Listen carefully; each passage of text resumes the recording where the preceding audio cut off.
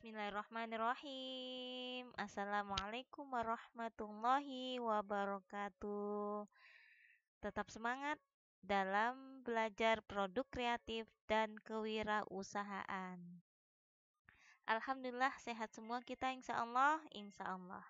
Kita mau melanjutkan lagi bab 1 ini dalam kompetensi dasar 3.11 menentukan indikator keberhasilan tahapan produksi massal dan 4.11 membuat indikator keberhasilan tahapan produksi massal. Dan ini masih dalam bab 1 ya nak, yang mana bab 1 ini tentang perencanaan proses produksi massal. Dan untuk materi yang sebelumnya yang belum lihat silakan lihat di channel ya, di channel ini untuk mengkaitkan materi biar semakin paham. Dalam materi ini gitu ya, kita mau berbicara tentang keberhasilan. Ketika kita mau melihat tentang keberhasilan, dan ini kita melihat dari sisi produksi secara massal, maka sebenarnya ini merupakan bagian dari kegiatan manajemen produksi. Dan ketika kita untuk mengetahui ya berhasil atau tidak, kita harus mengetahui derajat keberhasilan ini dalam melaksanakan strategi perencanaan produksi yang telah disusun. Dan kita juga perlu melakukan pengukuran. Pengukuran apa? Nah, ini nanti kita akan bahas, yaitu pengukuran akan produktivitas ya, efisiensi dan efektivitas tentunya dalam pelaksanaan kegiatan operasi produksi massal. Ya, di sini yang perlu kita perhatikan dalam indikator keberhasilan ya, itu adalah dari sisi produktivitas. Yang pertama adalah produktivitas. Produktivitas itu adalah suatu ukuran ya, suatu ukuran yang menyatakan bagaimana baiknya sumber daya diatur dan dimanfaatkan untuk mencapai hasil yang optimal. Jadi, produktivitas itu merupakan ukuran, ya, ukuran. Atau ada yang mengatakan produktivitas itu adalah daya produksi atau kemampuan produksi. Oke, paham ya untuk produktivitas. Nah, dari produktivitas ini ya, hal-hal yang terkait dari aspek untuk produktivitas ini kita perhatikan adalah perhitungan produktivitas. Perhitungan produktivitas dalam perusahaan tersebut. Tentunya dalam ini proses ketika memproduksi produk ya. Kita bahas produk ini secara massal gitu ya. Gimana cara menghitungnya? Yaitu kita bandingkan antara volume keluaran dengan volume masukan. Yaitu rumusnya ketika kita mau menghitungnya itu adalah output ya dibanding dengan input atau outputnya kita bagi dengan input. The amount product by a person, machine, business or industry. Ya, ini adalah jumlah ya. Output ini adalah jumlah ya. Jumlah keluaran ya. Input jumlah masukan. Oke. Kita beri contoh untuk menghitungnya. Untuk output ya. Output ini adalah total ya dari produksi. Kita ibaratkan total ada terkumpul data ya nilai produksi itu adalah 2.400 ya. Kita pakai angka kecil ya. Kemudian untuk inputnya, ya input ini adalah eee, unsur-unsur yang kita pakai untuk menghasilkan sebuah produk ya, butuh apa saja ya. Di sini ada input yang kita butuhkan, ada tenaga kerja, di tengah tenaga kerja ini ada upah, ada gaji. Kita alokasikan di sini ada 300 ya. Kemudian ini pengibaratan ya.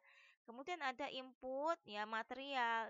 Ini dilihat dari bahan baku kita alokasikan 400. Ini pun tergantung kita mau memproduksi apa. Apakah apa namanya ini sepeda motor gitu ya, apakah mobil, apakah apa makanan, makanan ringan gitu ya, ataukah bisnis apa namanya ini baju gitu ya, kaos ya, secara, massal. Maka dilihat bahan bakunya, material ini secara umum ya, ini kita buat secara umum. Kemudian, dari sisi modal, permodalan kita alokasikan 500. Kemudian dari sisi energi, bahan bakar kita butuh gitu ya, dan kita alokasikan 300. Kemudian ada yang lain-lain, kita alokasikan 200 dan kita total-total ternyata totalnya adalah 1.700. Nah, ini kita bandingkan ya, kita bandingkan. Ya, silahkan dihitung nanti hasilnya adalah 1,4. Ya, itu adalah produktivitas dan itu adalah derajat dari kita bisa menilai kita produktif atau tidak. Kemudian lanjut gitu ya. Dari sisi keberhasilan produktivitas. Dari sisi keberhasilan produktivitas, ternyata kita bisa melihat, kita produktif apakah tidak, kita mempunyai daya produksi atau tidak, kemampuan produksi atau tidak. Ini ada beberapa gitu ya.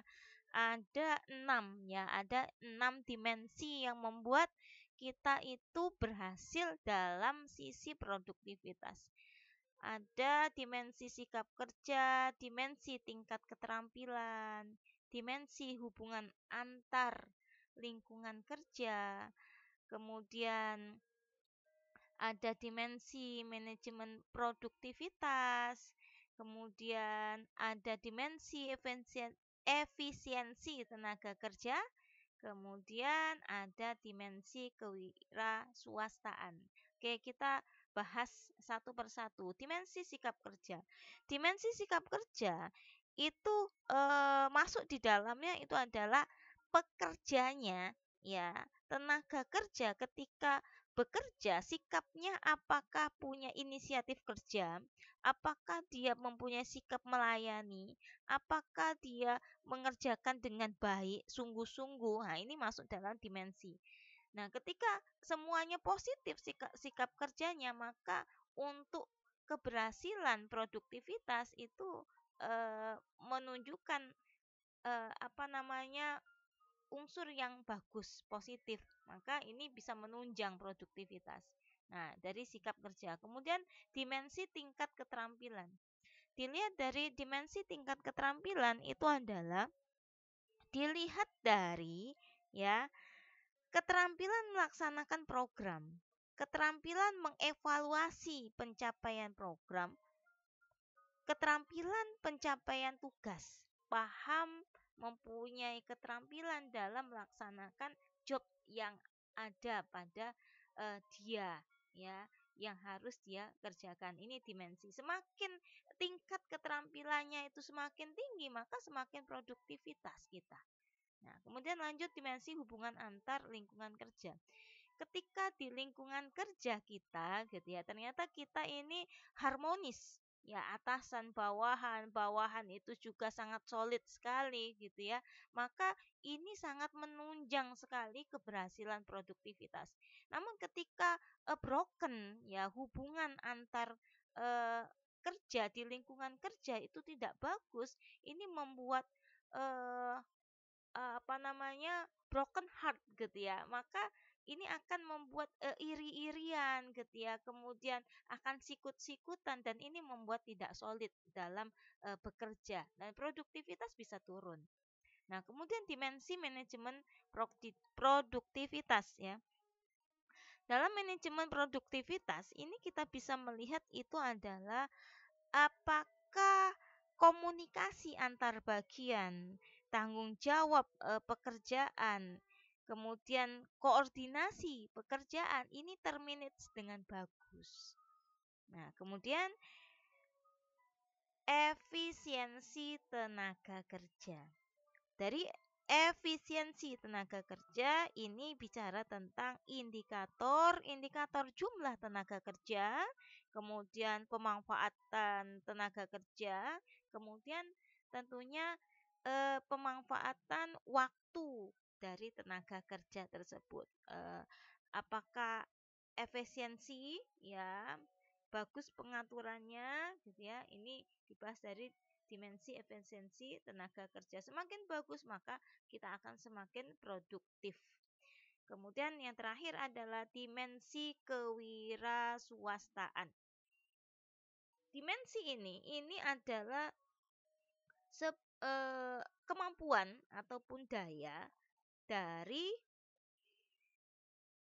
melihat potensi diri, kemudian melihat potensi daerah dan potensi organisasi. Bagaimana ketika dia melihat peluang-peluang dan ini semakin membuat keberhasilan produktivitas itu meningkat. Selanjutnya untuk melihat keberhasilan produksi massal, yang kedua itu adalah kapasitas produksi. Ya, kapasitas produksi. Kita kenalan dulu ya, apa itu kapasitas produksi. Tak kenal maka tak tahu ya. Kapasitas produksi itu adalah hasil produksi atau volume pemrosesan atau jumlah unit yang dapat ditangani, dapat diterima, dapat disimpan atau diproduksi oleh sebuah fasilitas pada suatu periode waktu tertentu. Ya, jadi kapasitas produksi ini ada yang mengatakan bahwa ini adalah kemampuan maksimum, ya, kemampuan maksimum produksi di suatu fasilitas atau fasilitas produksi yang dimiliki oleh perusahaan yang sudah dilakukan seoptimal mungkin, semaksimal mungkin ya. Berapa ukuran pemrosesan, berapa yang bisa dihasilkan oleh perusahaan dalam sehari kah gitu ya. Kemudian dalam sepekan kah, nanti bisa dihitung dalam sebulan atau bisa dihitung dalam 1 jamnya. Maka bisa diukur ini adalah volume ya, volumenya. Nah, di sini untuk kapasitas ini kita bisa melihat ya, bisa melihat dari beberapa jenis kapasitas yang akan mempengaruhi ya, yaitu yang pertama kapasitas desain, kemudian kapasitas efektif dan kapasitas pemanfaatan.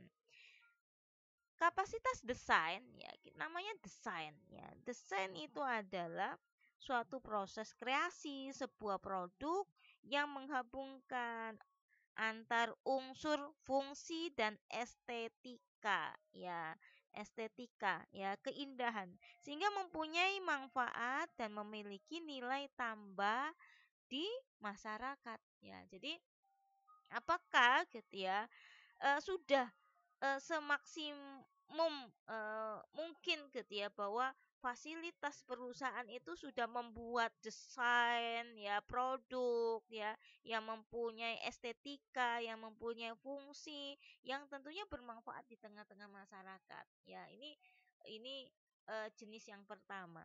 Kemudian yang kedua itu adalah kapasitas efektif. Yang mana ini adalah kapasitas yang dapat diperoleh jika dihitung dari efektivitas desain dan sumber daya yang diperoleh. Nah, kemudian yang ketiga adalah kapasitas pemanfaatan. Yang mana ini adalah kapasitas yang efektif dari produk yang sedang digunakan. Oke, jadi give kita berikan manfaat ya. Seberapa manfaat. Kemudian selanjutnya ketika kita membahas yaitu produktivitas, kemudian kapasitas ya. Dan di sini untuk bicara tentang kapasitas ya, maka kita perlu menghitung, kita perlu mengelola yaitu permintaan. Karena kapasitas sendiri itu adalah bicara tentang kemampuan maksimum fasilitas yang dimiliki oleh perusahaan dalam menghasilkan sebuah produk ataupun barang.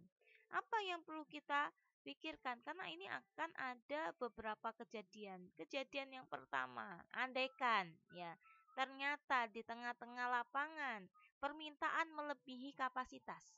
Banyak permintaan karena produk kita bagus, ya disenangi, ya estetikanya bagus, ya maka ternyata permintaannya melebihi kapasitas. Kemudian yang kedua, jika kapasitas melebihi permintaan, produk kita banyak, ya permintaan melebihi permintaan, permintaannya kurang.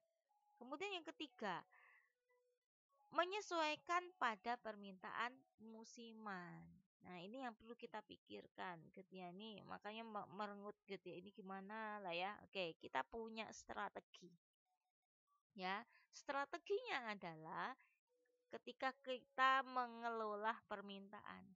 Jika ya permintaan melebihi kapasitas. Apa strateginya? Strateginya adalah perusahaan membatasi permintaan dengan cara menaikkan harga. Oke, kemudian mengurangi bisnis dengan keuntungan marginal. Kemudian meningkatkan fasilitas ya. Ketika permintaan melebihi kapasitas, tingkatkan fasilitas. Nah, sudah nggak cukup lagi alat-alat produksinya, harus ditambah lagi. Tempatnya kurang lebar ya diperlebar lagi gitu ya. Bahan bakunya kurang ya ditambah lagi. Nah, itu ya, paham. Nah, kemudian selanjutnya jika kapasitas melebihi permintaan, yaitu yang harus dilakukan adalah merangsang pembeli melalui pengurangan harga, diiming-imingi itu konsumen atau dengan pemasaran yang agresif ya, apakah dengan bonus, apakah dengan promo-promo ya.